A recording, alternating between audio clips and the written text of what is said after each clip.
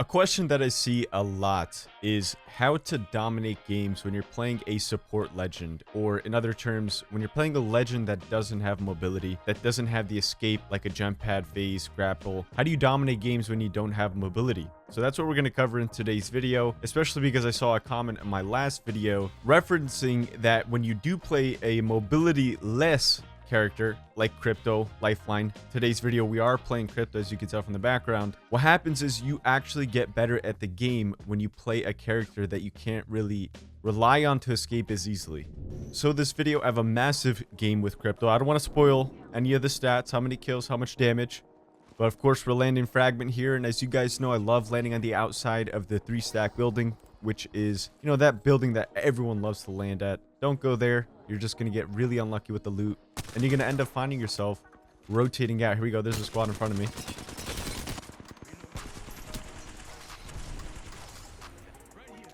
Wraith goes down. I believe she was solo there, so she probably landed no fill. We are playing duos. And this poor Bloodhound is trapped outside here. Look at this guy.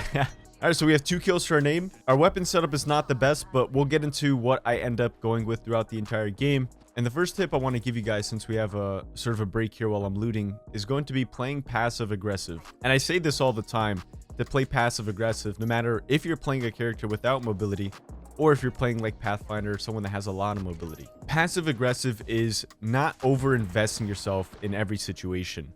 You want to feel out the situation first, deal the damage. There's a path in front of me. They're pretty low.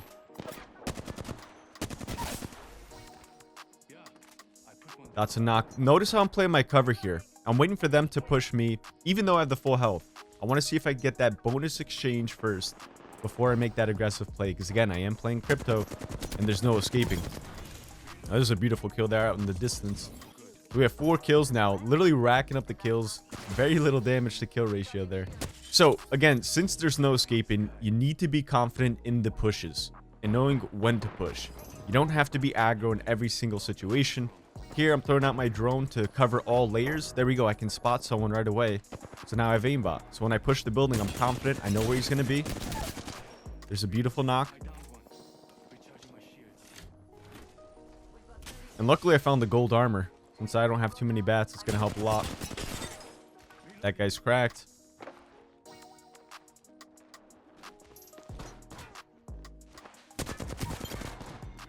And that's another wipe.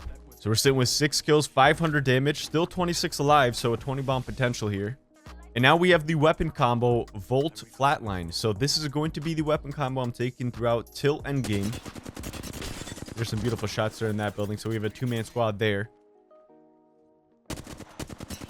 And if you guys are sleeping on the Flatline, don't. Because it is a very, very good weapon. Mid and close range. When it comes to long range, I do think the R301 does have the advantage. But that's the next tip I want to get into, is using reliable weapons for close range when you're playing a character that doesn't have mobility. Because when you do invest yourself in a gunfight and you know you don't have an escape as easily, you need to be prepared to be able to get quick weapon swaps, to be able to put out decent and consistent damage when it comes to close range fighting. So, all you shotgun users out there, unless you're using the EVA, but when it comes to the Mastiff PK, you guys know those things hit for 9s, 10s, 11s, and you can't afford to hit those type of shots. Here you go. This is an EMP push. Taking an unpredictable route to the building. Crack the Wraith, crack the Bloodhound. They're both ripped. This is why I told Alyssa, literally, just go in there right now because they are absolutely in shambles. Because I couldn't get up there quickly. And guys, just block your eyes here. Just, yeah, you guys didn't see that? Oh my god. I wanted to just, I was looking at my controller and I wanted to throw it at the freaking wall or through a window. Jeez, double melee panic, man. I gotta get it together. I gotta get a grip. But yeah, my initial exchange there was beautiful. EMP'd them off the rip. They had to pop a few cells, took an unpredictable route, peeking through the window, able to crack both of them. And then it was pretty much over for that squad. So now we have another squad actually pushing us here. And we have dominant positioning. So watch how I play this. I'm not going to fully invest right away. Toss a nade. Decent damage on Bloodhound. So now I'm going to try to send Bloodhound here. He's just about cracked. I'm not going to push that same way. I'm going to climb over, bamboozle him. Doesn't even expect it. Last one bang in the house. And he's dead. So we're sitting with 7 kills, 17 alive, so not bad. All right, so the game's looking pretty good here. We have a team on top of construction. And watch how I make the play here. Watch how I push up, even though they have the dominant positioning. So I'm looking to deal the initial damage. 50 on white, just about cracked. And about 40 to 50 on blue. So now I'm going to push up, knowing that they have to heal. Alyssa actually picks up a knock, which is even better. So even if she didn't get that knock, I was able to cross her because I have to take a few cells. They won't be looking at me. So I'm going to insta-send this right away because they just got the res.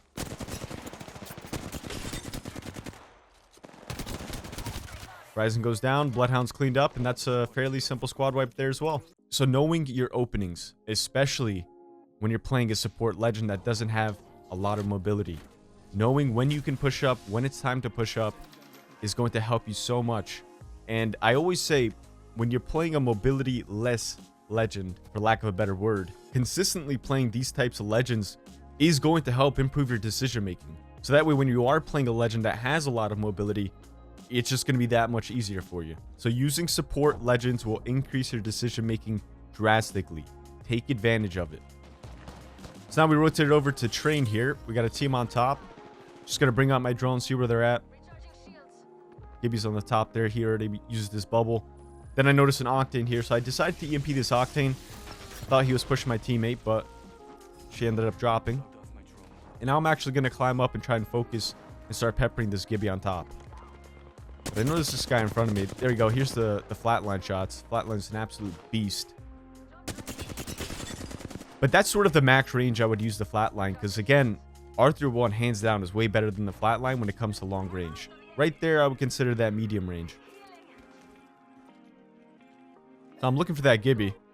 There we go. Spot him in the little hangar house there.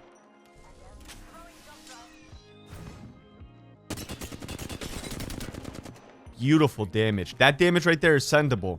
But I noticed that there's 2 in this house. So since there's 2 in this one house here, I cannot send. There's no chance. Even though if I did all that damage, I need to get 1 knock before I can push this.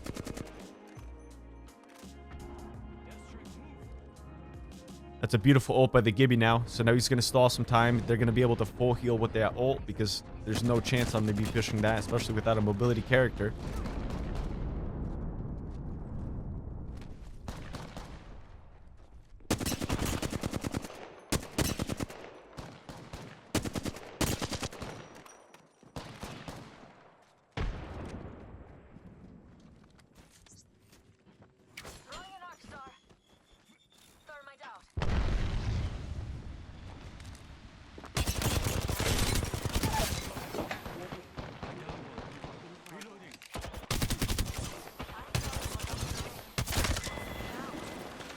That is so unfortunate. I caught the zipline trying to get a shield swap. Real quick, I want to back it up though. Notice when I make the push on this, even though I don't have a grapple, a jump pad, anything to get there quickly, I noticed that they were both healing in this situation.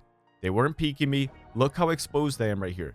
If one of them peeked me, I was going to get absolutely destroyed. So dealing that initial damage beforehand is going to create that opening for your push. And for this specific little roof here, you can actually catch this ledge. And what I'm going to do, instead of catching the ledge and walking into the house, that's a no-no. Big no-no. I'm going to climb up on top of the roof.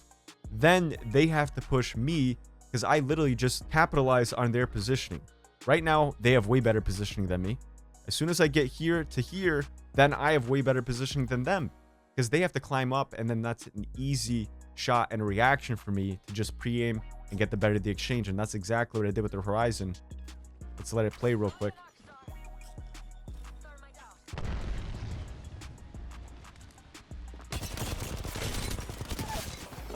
Take her out fairly simple, and then I was gonna get a quick armor swap. Watch how I catch the zipline trying to go into the box. Oh my god, it's so unfortunate.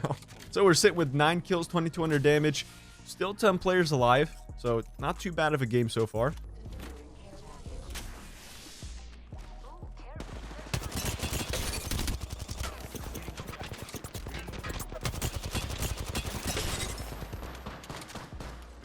Beautiful shots on this team. That's an insta send right away. So that one teammate that's way ahead, he only had 30 to 40 HP. So I'm going to focus on Loba because I know she didn't cross and she never healed. That's an easy kill on her. As soon as you kill one from a duo squad, always predict that second one is going to push right away. Right there. They know they have to go back for banner, especially when it's a zone fight like this. They're not going to play their life, run away. They're just going to gamble it, basically. And let's say even if we weren't in zone here, most times when you do end up wiping one of a duo team, the last teammate decides to push aggressively because sometimes they get nervous or they just want the fight to be over with. So always expect a push when you do down an enemy on one of the teams. So now we have 11 kills, 2700 damage. Still 4 of the squads left, 5 including us. And I noticed one in front of me here.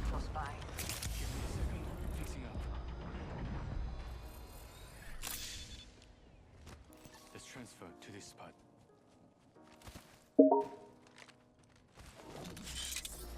The all-seeing eye.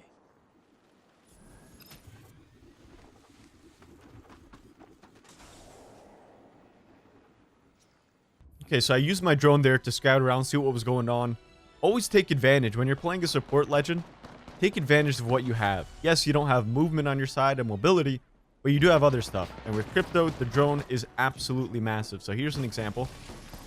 They didn't know I was down there. Took the pad over. EMP them very quickly. I have the zipline right here to catch them off guard.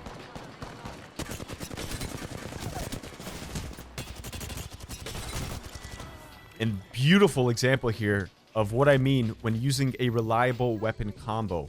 Volt and Flatline, when it comes to medium and close range, is near unstoppable. Very, very good combo. Try to shy away from the shotguns. Again, most times you can be hitting for 9s, 10s, 11s. You can't avoid it. It's just how it is. Unless you're using the EVA, then you're going to get lucky with those 60s every time. This is actually a third party on us here. Took the jump pad right behind him. He didn't expect me. Go for a quick shield swap. Boop.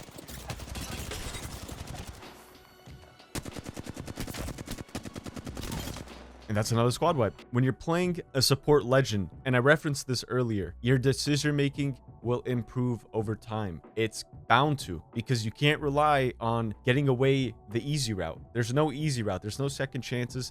None of that. I want you guys right now to ask yourself truthfully if you can play a support legend for 1 week straight without touching Wraith, without touching Pathfinder, without touching Octane, without touching Valk. Don't use those legends. Use a support legend, and I guarantee you it's going to improve your overall core mechanics in the game and improve your decision making. When to shield swap, when to push, knowing how to abuse the cover. It's all going to improve over time. As long as you're forcing yourself to play a support legend that doesn't have mobility, trust me on this. That's how you get much better at the game. So now we're sitting with 15 kills. We just about have the 4K. All right, so I'm going to be completely honest with you guys. With this last squad, I noticed them down low, and we had some very good positioning, even though we weren't in zone. I asked Alyssa if I could take her G7. She ended up having a G7 just so I could farm this 4K here. I'm at 3,500 damage. When you're going for a 4K, you have the last team alive. You can pretty much farm about 1,000 damage. This time I only need 500, but when you get the chance, you have around 34 to 3,500 damage. Try to farm the last team. That is the easiest way to get your 4K. So I ended up swapping my Volt for G7. That way I can keep my distance, farm from a distance, and basically collecting the damage in a safe fashion.